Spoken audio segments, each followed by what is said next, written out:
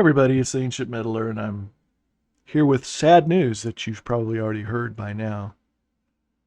I tried to do a video a few minutes ago, and I had included in the background, I had Goodbye to Romance from Blizzard of Oz playing in the background, and it got blocked, and no one would be able to watch the video, so I decided to do it again without any music playing this time, and I'll keep it short. Ozzy Osbourne has passed away. Ozzy was one of my great rock and roll heroes. I grew up listening to his music as a child of the 70s. I was born in 63. I was a teenager in the 70s, and I was in high school in 79 to 82.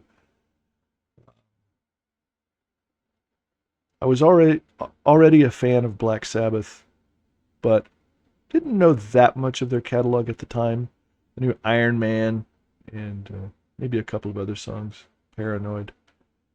But 1980 was a huge year for me, and it was a huge year for rock and roll and for heavy music. Um, and Ozzy released Blizzard of Oz, and it was revolutionary. It changed my life. I listened to that album nonstop, over and over again. And then he followed that up with Diary of a Madman. So it was a huge part of my high school time. Um, I had a 8-track tape player in my car, and his music was on almost all the time. It was him, AC/DC, Judas Priest, the Scorpions, Iron Maiden. That was pretty much it. And because of Ozzy, I got reintroduced to Black Sabbath in a way that I had never experienced before when he came out with the tribute album. And I was like, wow, a lot of Sabbath music I really like. So I really dived in then, became a huge fan of them as well.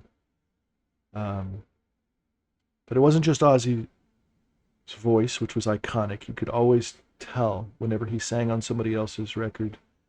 There was a song called Lead Clones or something like that he was on, which was amazing. Um, just iconic. You could always recognize his voice. And that continued on well, almost to this day. Um, the TV show that he was on, that he had, the Osbournes, was funny. It was hilarious to get to see that side of him. I was blessed by getting to meet Ozzy on a couple of occasions when I was younger and he was touring North Carolina. Um, got to see a side of him that was pretty spectacular. And to be honest, I barely understood what he was saying. Sometimes he would speak, and I needed a translator because I didn't get the accent, and it was pretty amazing. But I don't want to bore you with those stories. But I did want to say thank you to Ozzy. Thank you for coming into our lives and sharing your music with us and your message with us. And I, I did my crying. I did my crying in the last video. Uh, um, and I said in that one too that as I've grown older, I'm losing a lot of my heroes. Um, it hurt a lot when we lost John Lennon. It hurt a lot when we lost Freddie Mercury. This is up there. This one hurts a lot too. But I'm just thankful, and I'm glad that Ozzy got to live, a full and hopefully rewarding life. He was 76 when he passed away. He left us with children.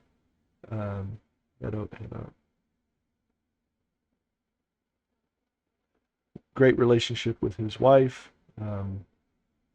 So he got to have that full and rewarding life that some of my other heroes like John and Freddie didn't get to do because they got cut short for different reasons. And Randy Rhoads,